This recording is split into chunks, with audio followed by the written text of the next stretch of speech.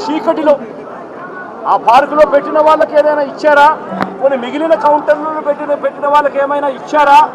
వాళ్ళను ఎందుకు మొట్టమొదటి గంట నుంచి వాళ్ళు అక్కడికి చేరుకునేప్పటి నుంచి వాళ్ళ లైన్లలో ఎందుకు పెట్టలేదు? ఎందుకు అక్కడ సఫిషియెంట్ పోలీస్ ఫోర్స్ ఇవ్వలేదు?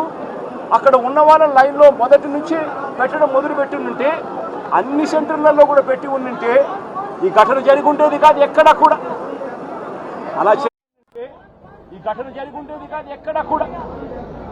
అలా చేయాల అందరినీ కూడా వీళ్ళందరూ ఆయా సెంటర్లలో లైన్లలో పెట్టేదానికి ఎవరు కూడా పోలీసులు లేకపోవడము, పోలీసులు రోప్ పార్టీస్ లేకపోవడము, పోలీసులు లేకపోవడము, ఎవరు కూడా లైన్లలో నిలబెట్టలేదు.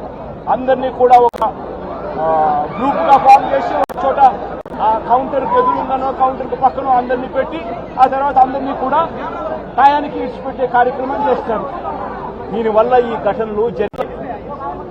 ఇదే పోలీసులు, ఇదే చంద్రబాబు నాయుడు గారు ఎంత దిక్కుమాలిన అబద్ధాలు ఆడుతూ ఉన్నారు అనంటే ఇదేదో ఒకే ఒక చోట జరిగింది, అది కూడా తప్పే. విష్ణు నివాసం వీళ్ళు ఫైల్ చేసిన ఎఫ్ఐఆర్ కాపీలో విష్ణు నివాసం దగ్గర ఒకరు చనిపోయిన ఎఫ్ఐఆర్ రిజిస్టర్ అయింది. బైరాగి పట్టడిలో 5 మంది చనిపోయినట్టు మరో ఎఫ్ఐఆర్ రిజిస్టర్ అయింది. ఇక్కడ పోయి చూస్తే వచ్చిన వాళ్ళు రకరకాల అన్ని ప్రాంతాల నుంచి రకరకాల కౌంటర్లు ఎక్కడెక్కడ ఉన్న అన్ని కౌంటర్ల నుంచి వచ్చిన మనుషులు, తొక్కిసలాట్లో ఉన్న మనుషులు ఇక్కడ కనిపిస్తారు. కారణం ఏమిటి?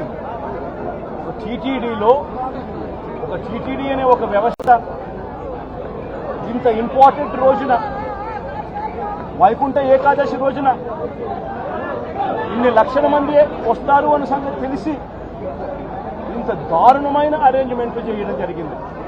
దీంతో బాధ్యులు ఒక టీటీడీ ఒకటే కాదు, TTD, entire SP, police department, collector, entire revenue department, వీళ్ళందరూ కూడా దీంట్లో భాగస్వామే, ఇంక్లూడింగ్ చంద్రబాబు నాయుడు గారు.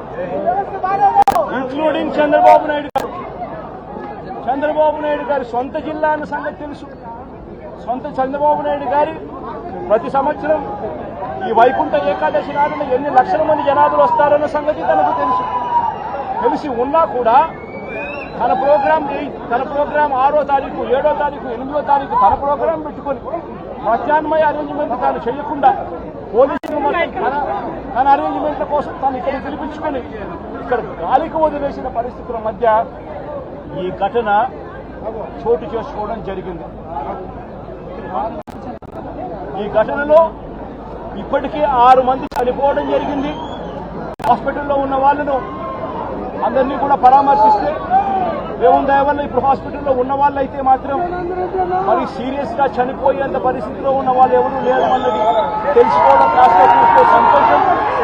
కానీ తీరా చూస్తే దాదాపుగా రుయా హాస్పిటల్, ఈ హాస్పిటల్ అన్ని చోట్ల కలుపుకుంటే దాదాపుగా కనీసం అంటే ఉజ్జాయింపుగా నెంబర్లు చెప్తా ఉన్నారు.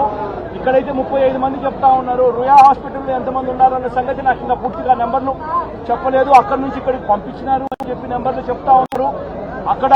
ఇక్కడ 2 చనిపోయినారు, రుయా హాస్పిటల్లో 4 చనిపోయినారు అనే ఇన్ఫర్మేషన్ ఉంది. దాదాపుగా ఉజ్జాయింపుగా 50-60 మంది తొక్కిసలాటలో గాయాలై ఉన్న పరిస్థితుల మధ్య పేషెంట్ కనిపిస్తా ఉన్నారు.